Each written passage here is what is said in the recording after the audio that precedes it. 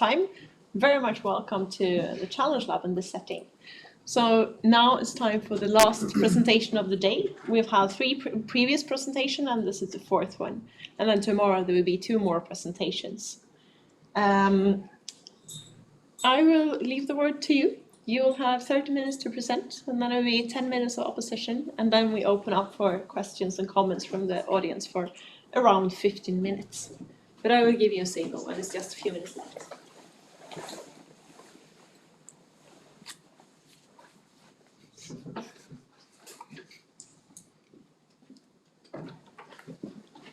Thank you. We want to start by thanking everyone for being here. I'm Hanna, and this is Ashwin. Hey. And we're going to talk about challenges to sustainable plastic recycling, where we explore chemical recycling as a complement to mechanical recycling to handle plastic waste.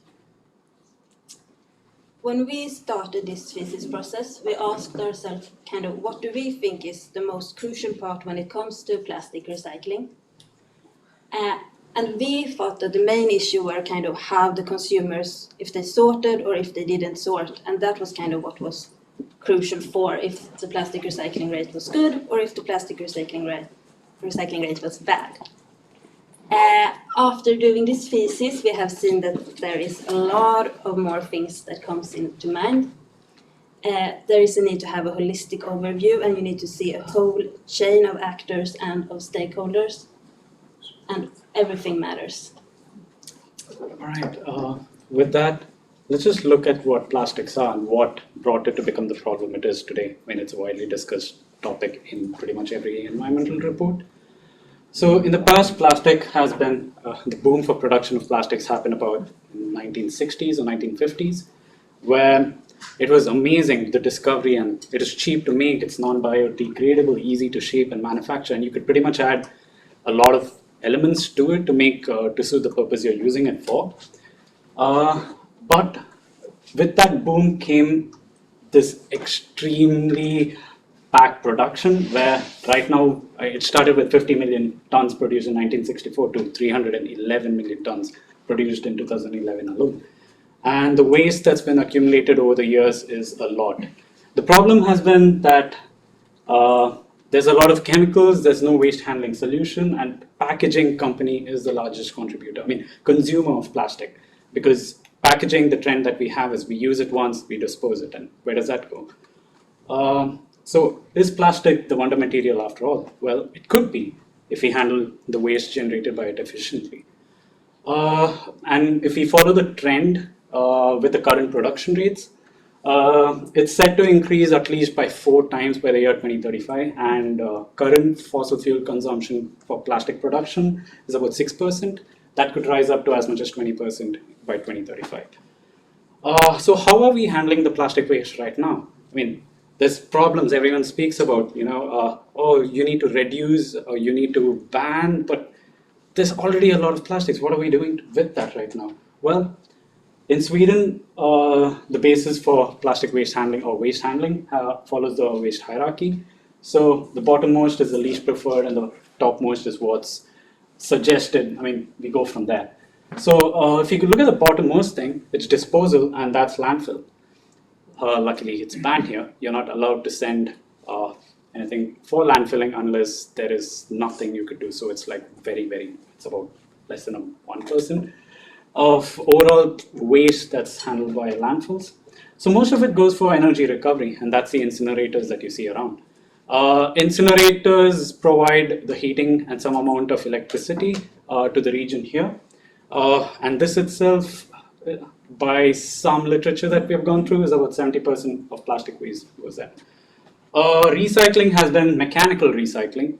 And mechanical recycling is a process where you break down the plastic into small fragments, melt it, and extrude it to make new products. But then there are drawbacks. I'll come to mechanical recycling challenges later. And then there's a new, niche that's bringing out. It's being researched upon. There are pilot tests, and that's chemical recycling. So what's the potential there? What are the challenges?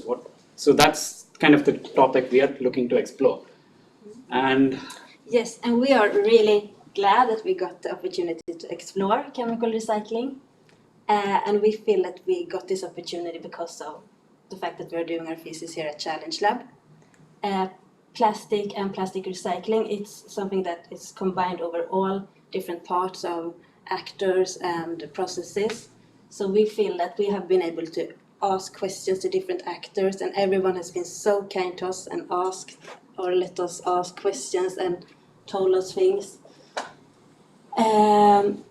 And during one we had a stakeholder dialogue, and during one of those we got the opportunity to hear about chemical recycling, and based on that stakeholder dialogue we framed our research questions. We have two main research questions. The first one is, what would be the challenges to sustainable material recycling of plastic waste if chemical recycling is implemented as a complement to mechanical recycling in Västerlund? This is a quite large question, so we divided it into 3 sub-questions. What could be defined as the criteria for sustainable material recycling of plastic? What are the challenges in the current plastic waste value chain in Västerlund? What challenges could arise if a new system with chemical and mechanical recycling were to be implemented in Västerlund? And the second research question we have is, what are the barriers to and the drivers for transition from the current system to this new system? So we used backcasting as our framework, which meant that we started with defining a criteria for sustainable plastic recycling. Basically, kind of what me and Ashwin thought was the criteria used for sustainable plastic recycling. Then we looked at the current system. The current system has mechanical recycling, and we looked at the challenges from the current system to meet the criteria for the sustainable plastic recycling. Secondly, we have a new system that we suggested with chemical recycling and mechanical recycling. And for that system, we also wanted to look at the challenges for meeting the sustainability criteria.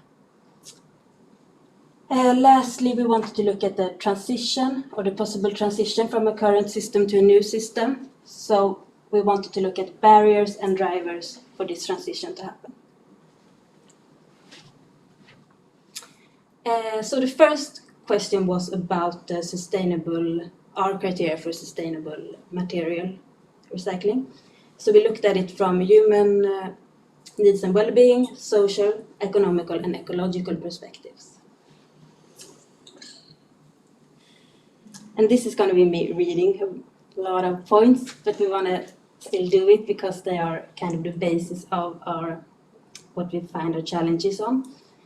So for human needs and well-being, we have no incineration of fossil-based plastics, reduced emission from plastic production and waste handling, no leakage of plastic in nature, that everyone should be able to have plastics as much as they need, support human well-being by providing necessary material, and support safe use of material. The social criteria is avoid taking up raw material for plastic productions, recover secondary raw material which allow all humans to fulfill their needs.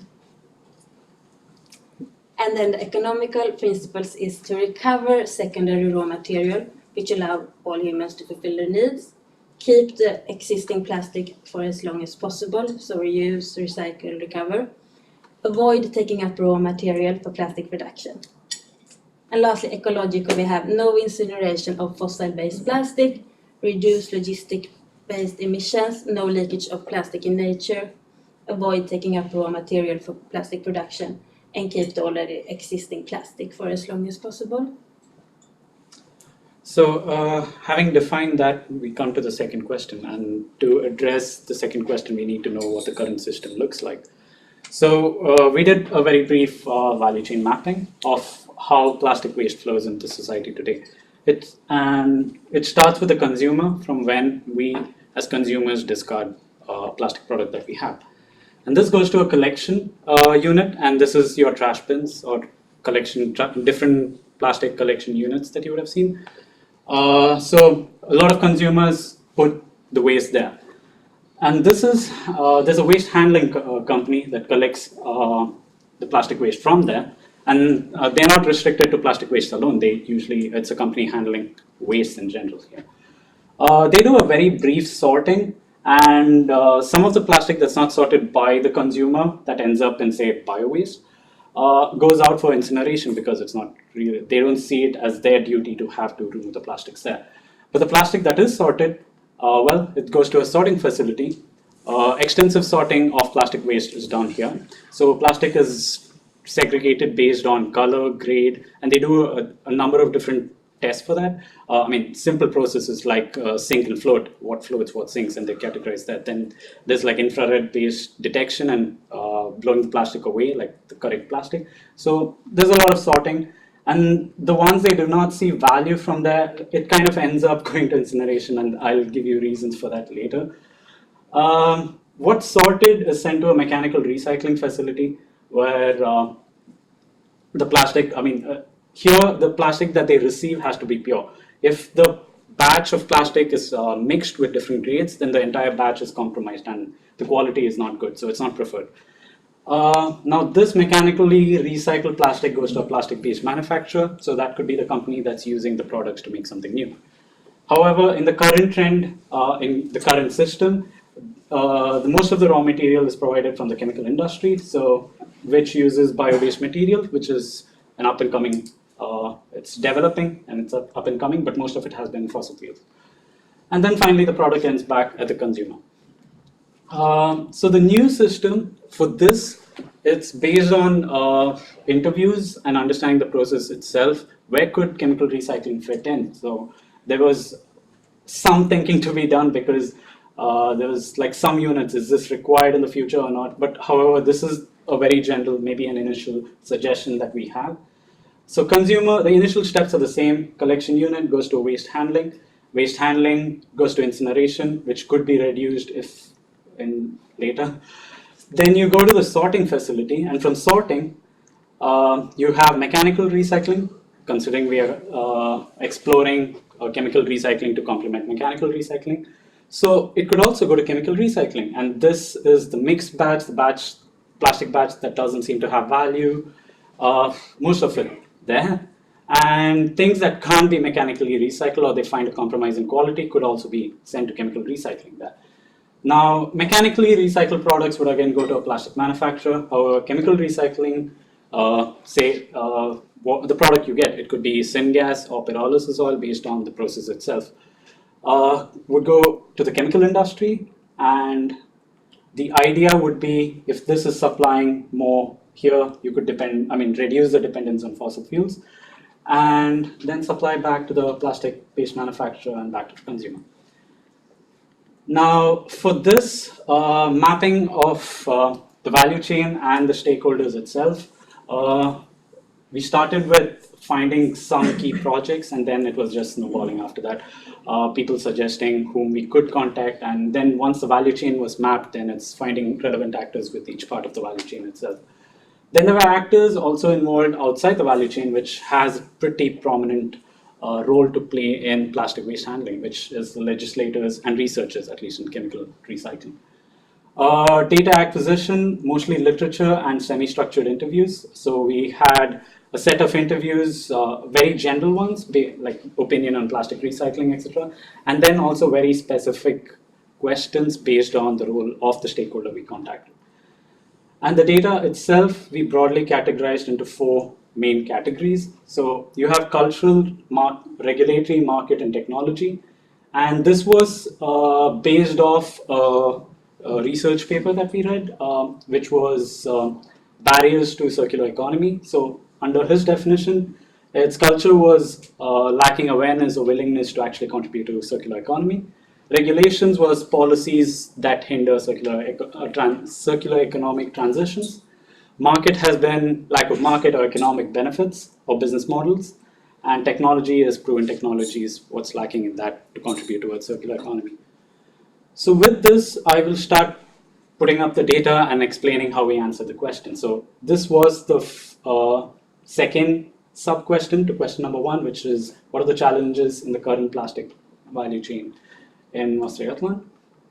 So cultural, we have consumers itself, there are people not sorting plastic, so that plastic is not being recycled in the first place, and quite a lot of it actually ends up in incineration, and there's also like based on some interviews that we've had, what we've seen is that consumers feel that there isn't much being done to plastic recycling, so they don't see the need to have to sort it efficiently at households.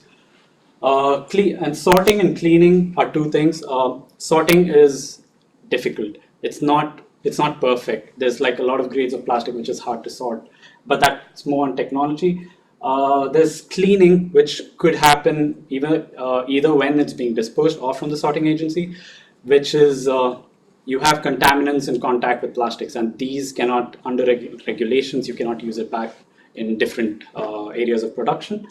Trust is something that came up couple of years back, where the data that was relied upon to show plastic that's collected and recycled was said to be false because the plastic was not recycled and in fact it was sent for incineration. So trust is questionable, at least it seems to be a little bit at this stage. And then hesitance to change the system itself.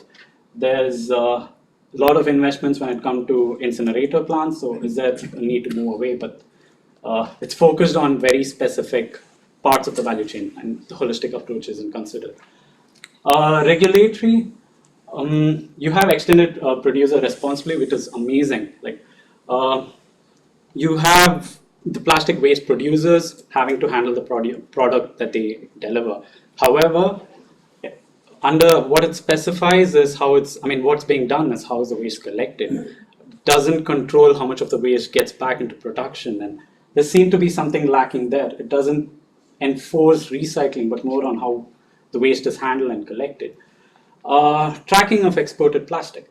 Now, this is where sorting predominantly. Most of sorted plastic waste today is exported to Central Europe. There is a very almost negligible market here in Sweden. And it's not under the responsibility to keep track of the exported plastic. So what happens there? It could be downcycled, incinerated, well, who knows. Lack of economic support. This is recycled plastic is expensive. It involves a number of processes. So buying recycled secondary raw material is expensive, and there isn't much being done there. Certification. Well, like I said, quality of secondary raw material is a drawback. And from literature and what we've seen from, it's who does the certification for quality? Is the recycler supposed to say the quality, or is it supposed to be the people who accept it? And it's an added expense to each of these cases. So it's lack of certification there. And reuse restrictions is you cannot use the current recycled plastics in food-based industry, medical industries, because of fear of contamination. And well, they are the biggest, like food, at least packaging with food is the biggest consumer of plastic. Market, there is, like I said, there's a lack of market for the secondary raw material here in Sweden, because of which a lot of it is exported. And from what we've heard from the sorting facilities, the exported plastic is downcycled. Downcycled is also leading to a loss of economic value of the plastic. What's being and then of course oil is cheaper. There's logistics of how the plastic itself is transported across, and different units are located everywhere, and logistic based emissions are going to be a problem. Technological is designing for recyclability. Right now we see products that have so many grades of plastic, colors, and everything just mashed together in one product, and that's really making it hard to recycle. Like it's making the sorting plants, like the sorting stage, really difficult. And then because designing comes, each actor has its own role. Well, I'm doing one part of it and then someone else is doing another part, so they don't work together in that aspect. Quality of recycle right now is not good. Extensive sorting is needed, like I said. Limited recyclability is lack of market, again related to lack of market. Chemical hazards. Oh, and important point that we came across is biodegradable plastics. When we speak about biodegradable, we think if you throw it down, it just goes. It's not, because PLA, for example, is based off starch and sugar, plant-based plastics, you need industrial composting, and that is another energy-intensive process, and it's not really something you can throw down on.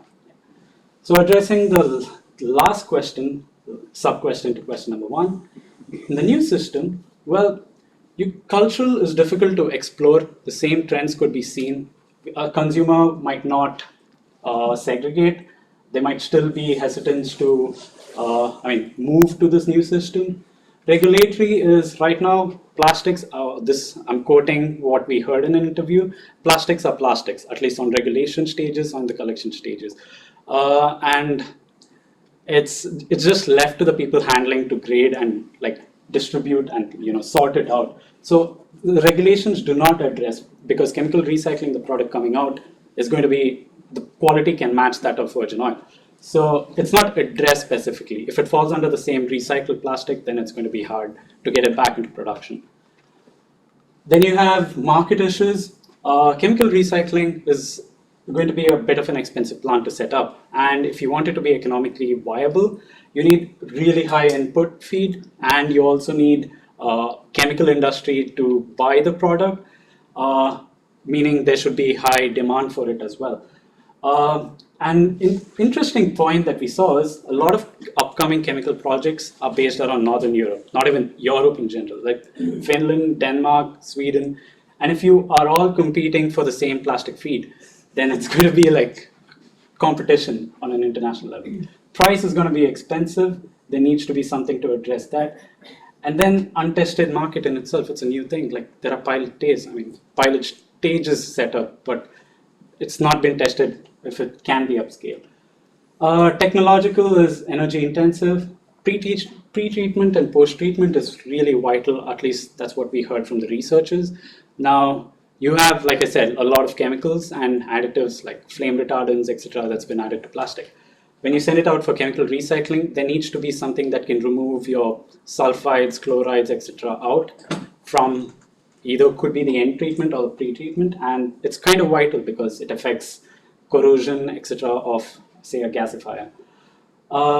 Design for circularity, even though we have a new technology coming up, products still have to be designed for recyclability, and that is something that needs to be addressed at the manufacturing unit in itself. Which also brings the second point, addition of chemicals. So we need to, like the designers need to rethink if all these elements is actually needed and something could be done about it. So speaking about all the negative aspects, let's get to some positives here. What would be, well, I'll start with the drivers first. Chemical recycling. So what's driving for this, and why is it something that's being talked about on an international stage? Well, with everyone we've spoken to, and we've had like 15, 16 interviews, we've had field studies and additional lectures, and everyone wants to do something about it and they want to collaborate. So that's wonderful to see, and they want to work for the greater good. There's also a market for the mixed and non-economically recyclable plastics here, because you don't grade it as much. You could reduce the export elsewhere, leading to reduction of emissions if the plant is set up within Sweden itself. Reduce the dependence on fossil fuels. Syngas or pyrolysis oil could be used instead of petroleum and get good plastics that you have in society. And that's because the quality of the secondary raw material in itself is good. This is again from few papers that we've read and from researchers we've spoken to. If you have a chemical recycling plant, compare the greenhouse gas emissions to incineration units, it's seen that this one has much lower than that of the incineration, even though both of them fall under the safe limits. A chemical recycling plant has much lower than the incinerator units. So we'll get to the barriers. Some barriers for transitioning. There is no business model for scaling up a chemical recycling plant today. There is also the question on who would be willing to own a chemical recycling plant. Different stakeholders have said that, yeah, maybe we could own it, but we don't want to own it, someone else says. So we don't really know that yet. And there are large risks involved when you are investing in new technology. and the maturity of the technology is very unknown. We don't know if it can be up in 5 years or 10 years, or we don't even know if it's going to be pyrolysis or gasification. The secondary raw material, it is expensive compared to oil, but we have no policies that are working for getting in more recycled material. And there is also regulations today that they don't really differ between chemical recycling and mechanical recycling, since chemical recycling doesn't really exist today. And that could act as a barrier. And just some concluding remarks. The whole value chain, it is important, and we need to have a holistic overview. But with that being said, we can't really neglect like that the different parts are important as well. I mean, consumers, for example, they are still very important, because if they don't sort, then we don't have plastic waste. Policies and regulations are a very important part, but there has been a willingness for all actors they want to transition to a more sustainable plastic waste flow. So we are hopeful. Yes. And just thank you to our supervisor Magdalena and Frida, who's not here, and to Linnea and everyone else and all stakeholders that we have talked to. So thank you so much.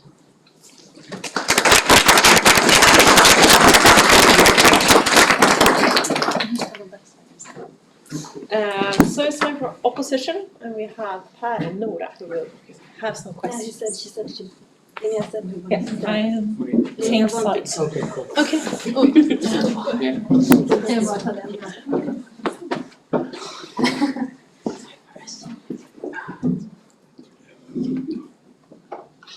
Okay, first of all, thank you for a really good presentation and for the report that we read. When I first saw the heading for the paper, I like to think about, okay, what is this going to be about? And I couldn't see the problems with plastic from just reading the title.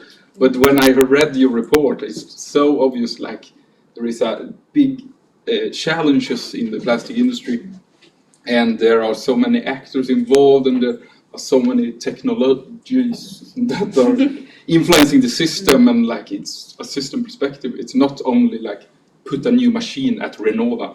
It's so much more than that. It's my feeling. I don't know if that's correct, but vill du börja? Yes, Do you want to I start? can. I can start with the first question to you. You say that in case of chemical recycling, their material sent to incineration plants will be lower, so there will be less energy recovery from incineration. How could that affect the energy supply in Westerlund, for example? That's an interesting question, and when we talked with someone from the municipality, we kind of raised that question as an issue. Do you think that the municipalities and that the energy companies would really be interested in chemical recycling? But everyone was like, no, this is not an issue. We need to take care of the plastic we have. So they seem to see that, okay, but then we have to get a new way to get energy. I could add on to this one. We had the same question raised to us, like from people, at least from those who have not explored in this field or do not work in this. So we've asked this to the stakeholders as well, at least from the region, and they're like, no, we want to reduce it. And because plastic is a material with a very high calorific value, at least with all the waste that we have right now, they do not want as much as plastic that they're getting, because you have a limit to how much energy can be recovered. And this is actually you filling that quota up. So it's like, there's also a question of, well, if you put plastic in there, then what about the other waste? I mean, you need to actually incinerate those as well. So. And also to add that plastic is fossil-based today. Oh yeah, and we don't want to burn fossil-based things in the future. So at least dependence on fossil for energy and heating comes under that same thing, like want to reduce that and use cleaner sources instead.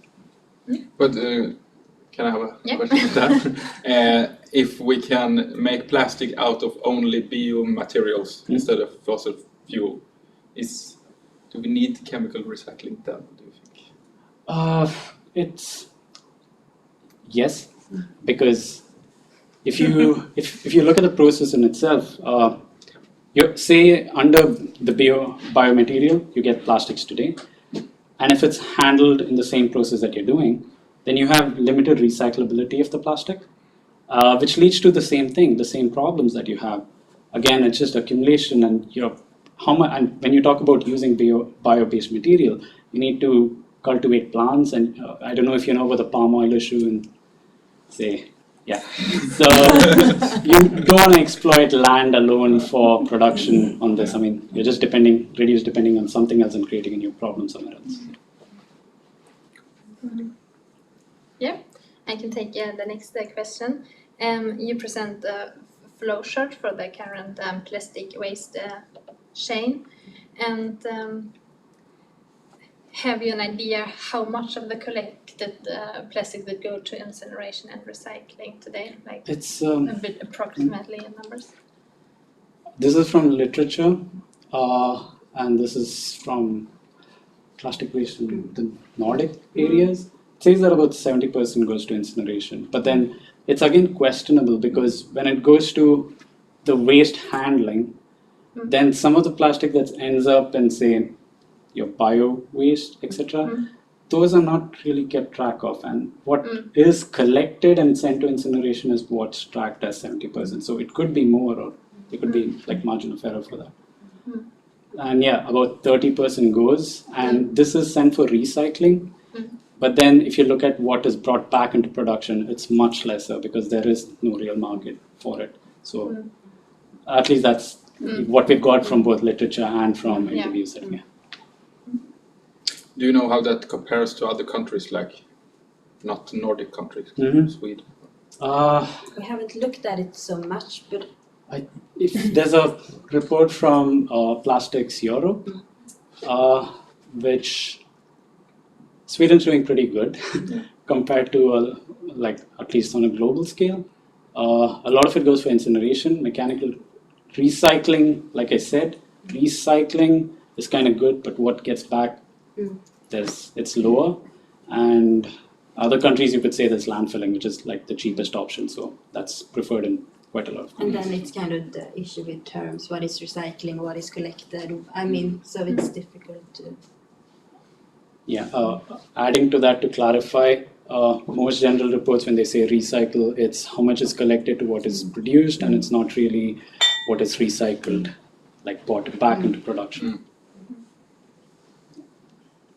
Yeah, and a follow-up question as well is the hierarchy, the waste hierarchy. Yeah. And reuse is higher up than recycling. Yeah. Have you taken that in consideration as well?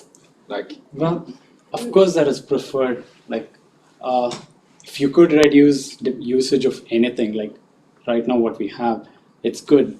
But then there is going to be plastic waste. I mean, say consumer is one thing, but you take the medical industry, plastics help in lightweight packaging and to help with keep the product clean, at least even in food packaging. So there is going to be consumption there. You could reduce it, but there is going to be waste. At least that's what we heard from. There's waste is going to be there. So how are you handling that? And that needs to be addressed. Yeah, really good. You are sharp. So I would like to ask you about the method that you have used, because I don't know how common it is in the chemical industry to look at the desirable future to begin with. So how do you think that have influenced your work? Like, using the backcasting methodology, would you have come to other conclusions if you haven't had used the backcast? Yeah, I think we kind of had an idea of what we wanted to investigate, and it kind of felt quite close to backcasting. So I think we kind of chose backcasting after thinking about what do we want to know. But of course we could have looked at other things, but maybe then it wouldn't have been the same type of things we looked at, like challenges and barriers and drivers. Maybe we could have looked more into technologies or. This is my view. When I started with the topic, we had just selected plastic recycling and chemical recycling, and I wanted to focus on the technology. But then it's as we read that we come to know that you need a holistic view. Like there are a lot of individually focused solutions coming up, like biodegradable plastics, for example. Voila, it's there. And this can save plastics, and yeah, we can use it. But you don't see the overall value chain there. So it's affecting a lot of stages. And that, I think, is when we started by defining the principles. Then you had a clear, like you put up a solution, is it addressing the principles, or is it just coming up with an immediate solution? And that way we could like kind of evaluate on what we are doing. And that's, yeah, it's changed the way. If we had started without using, maybe it would have been different. Yeah. And do you think that this makes your paper unique in some way? Like, What we have seen is that other papers, they have looked at the current system, the value chain of the current system, and they have looked at chemical recycling and looked at, for example, global warming potential. But we wanted to kind of combine those and see what would this be if we have a new system in place, and not only look at the current value chain. and that's really, it was really interesting to read about that. That's why Thank you. I'm asking. I would have one last question. Yeah. We can take this one. You said in your presentation that there is uncertainty about who should own a chemical recycling plant. Now you've talked with a lot of stakeholders. Who should? What do you think who should own? Who should have the ownership? I mean, one idea could be the chemical cluster. We have a chemical cluster here, for example, in Westerlund, as a joint venture. It could even be an energy company. It could be. There are many different alternatives. It's a tricky thing, like who would own it? Yeah. Like the ideas that we've thought about, or I mean, it wasn't the focus, but things that crossed our mind was public-private venture, or is it going to be a private thing? Because some actors have shown interest in it, and those are private actors. Whereas there's uncertainty on it. There's a lot of questions on But that. most likely a private type of company to take on ownership. Thank you very much for the opposition.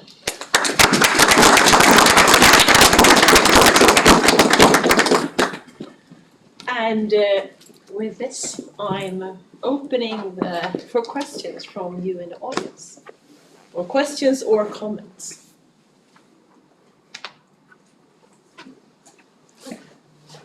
I have two questions, and I'm going to ask them both at once, and we'll see if you take them together or separately, and in which order. The first one is related to the study you just did now. It was very much an explorative study where like methods came along as you needed them, and you had to adapt them over the study. Well, there's no end, of course, to how much you can explore this field, and you're not done, but you have started to scratch the surface. What would be the next step? What would you like to look into more if you had the chance? That's the first question.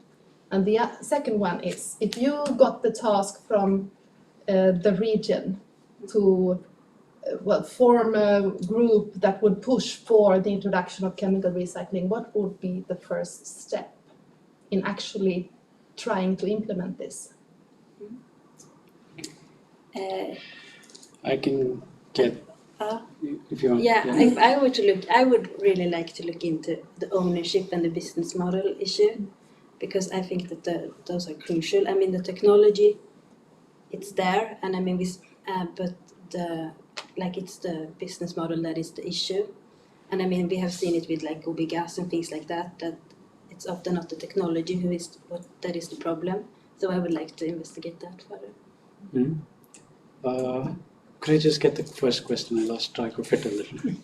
Yeah, but I think that was what you answered. The first, what you would in your study, what you would explore more if you had more time. So one other thing is, even though we have interviewed quite a lot of people, some of these stages have been one stakeholder from one part of the value chain. So we have generalized their view to address the entire value chain. So I think if I were to do a lot more, I would interview a lot more people and gather like a much confirmative view of the entire value chain. That's one thing. And then yes, like Hanna mentioned, it's business model, and even actually look much deeper into the policies and things like under the region what's coming up. We've looked a lot at the actors of the value chain, but there are the region and the regulations control a lot of it on how much it can come up. So the second question that you had was if the region were to give us a task, what would we start? I would go with policies in the beginning. Like if it is a chemical recycling plant, then you need to start thinking about how would you like. I feel it has to be addressed in specific, and since it needs high volume, then there would have to be a more controlled. The waste has to be controlled or kept track of to see to that the plastic that is discarded ends up being recycled and not going elsewhere. So those actions there, and also opening up to other regions, because it's not just something that can be sold in this region. It has to be throughout Sweden or even northern Scandinavia, Europe. So opening up. And this again would go to say chemical recycling. It wouldn't. I don't know if it has to be within the region, but I would say ownership of whoever's trying to set up the plant. Strategic locations is kind of vital, because like there's collection happening from households, and you have a handling facility going to sorting, etc. That's again a lot of logistics. So then it needs to be something that's try to reduce as much of logistic-based emissions, and then have a very efficient flow. So. Great, thanks. Start there. Yes, sure. Hello, I'm Lia Rettfeldt. I was happy to answer some of your questions in your study. I was just thinking about the first slide that you showed, that what you want for the future. Mm-hmm. And you seem very certain that waste to energy is not preferred compared with chemical recycling. Mm-hmm. So my question is, can you see any risks with chemical recycling? I read a study that the government of Sweden put out in 1974, and they said in the future we should really look into pyrolysis of waste instead of landfilling, which was the main option back then. And maybe that's even better than waste to energy plants. Mm-hmm.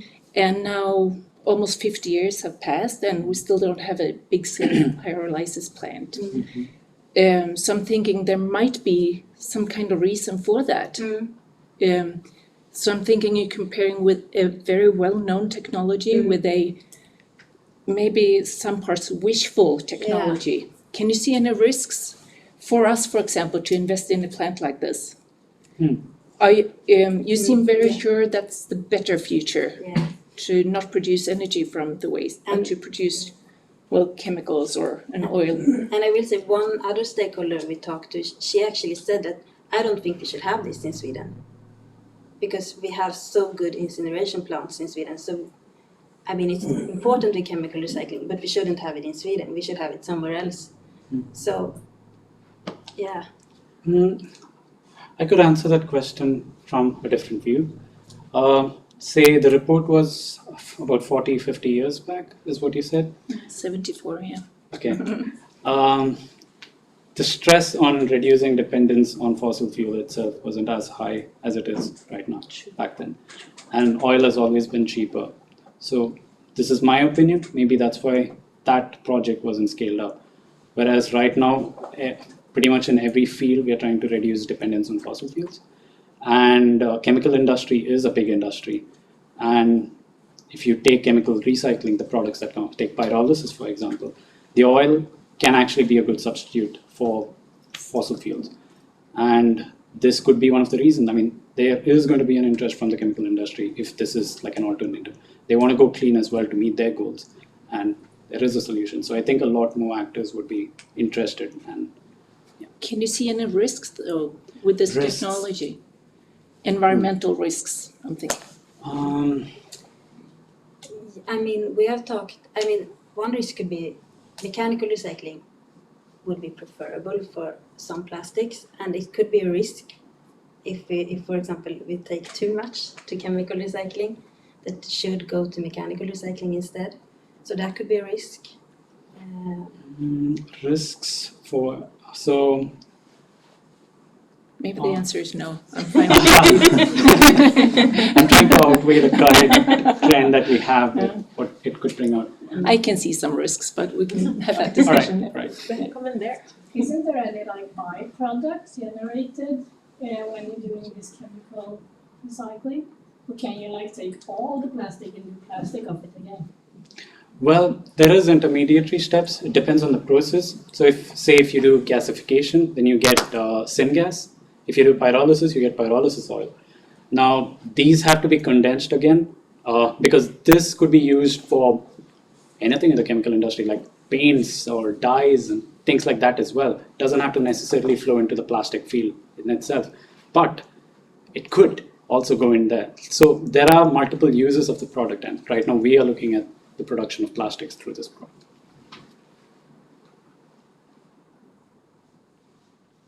Yes, but of course, a lot of stuff are in the plastics that enter the chemical recycling plant, and out comes the pure basic molecules, ethane. Yeah. So something has happened with the other stuff somewhere, depending on what's happening with that, of course. But my question is, if you in mechanical recycling, you take advantage of that. You have a polymer, and try to save that polymer, the structure of that, in the next plastic. But here you break that down into the smallest parts. So you don't use the structure of the material, but here you use more the atoms in materials. And it has to make sense to break it down to that atom and produce new plastic, rather than take a piece of wood and gasify it into the same atom and produce a plastic. How much do you gain from doing this chemical recycling? I'll address with that question with with mechanical recycling, you're partly right, but partly wrong as well. Yeah. Mechanically recycle, you have polymers are really long chains. So every time you do it, from what we've read in literature, the chains are not maintained as it is. It is actually broken down, but it's still kept as a polymer. And if the best example for this is something we got through an interview, if you take a recycled plastic bag and you take a normal one, you can see that the properties are different. You try to stretch it, it tears. There's loss in properties, even though it qualifies as something you could use, does not meet up with a new one. And every time you do mechanically recycle, the quality loss actually keeps happening. And statistics, at least from reports that we've read, it says if collection, sorting, and recycling is done perfectly, you could recycle it 7 times. And after that, it's nothing much you could do after that. Whereas with chemical recycling, there's no limit on it. So Yeah. you could. And if you compare chemical recycling with just using the same atom from wood and gasify it, how much do you gain from having the plastic and starting from there, rather than starting from wood? You can't say that you don't know. No, this one interview there was something that's mentioned like it's not like all of the plastic would be put in, like to have some amount of balance or to reduce dependence on fossils, they are actually considering getting, say, wood-based or plant-based material into usage, because at the end you want, like you said, basic molecules like ethane or ethylene or something to build it up. And it could be one, I'm probably not answering the question directly, but what is being looked at is this could stepwise reduce dependence on fossil fuel, because we need that high demand, and maybe later once you have a circular flow, but that's my opinion, you might actually stick to the flow of plastics. I think we're moving on to the next question because it's just a few minutes left. Yeah. Do you have any? It's partly covered, so it's... You talked about industrial composting. Yeah. What is that? haven't explored it. From what, probably I can't explain the process because I haven't explored that one. But this is to address biodegradable plastics or plant-based plastics itself. The way you handle the waste, at least it affects consumer behavior. A lot of people think biodegradable, well, I can throw it down, so that doesn't work. So to handle that, to recycle, I'm not sure. I think, no, I don't really know the process, so I'm not sure. I'm not gonna. I do. I can answer later. We used to have a plant like that at Marieholm 15 years ago. Yeah, on big scale composting. May I ask? Yeah. I'm thinking with the future that you foresee, the desirable future, with your technology, no plastics need to go to incineration. Is that right? Yeah. So you would actually accept all kinds of plastics going into this recycling unit. Yeah, that's what we. Okay. Yeah. Would be the idea. Yeah. We spoke to someone else who's been working at the gasifier here, and he's like, yeah, like maybe initially it goes there, but then as this develops and has like a steady business model to it and it's working, maybe all the plastic ends up there, and that's beneficial for. But he didn't want any mechanical recycling. Yeah, true. plastic. Like, he's like, it might also phase out mechanical recycling. You don't need sorting, so all those goes into, like that was his view. And my last question is the one that the other group has gotten. You were working with this since January. What do you bring from this process? Well, a lot of projects, at least coming up on this field, has been focused to very specific parts to address plastic waste in itself. And I think we present how everything is interconnected, and when you put something up as a solution, you need to think about everything. There are these challenges that's connected in different parts of the value chain. So we showed that with our projects. And it's been interesting to hear so many different perspectives, and a lot of people agree, but also a lot of people disagree. So I think that has been something we have learned a lot about, and to talk to new people. Thank you very much.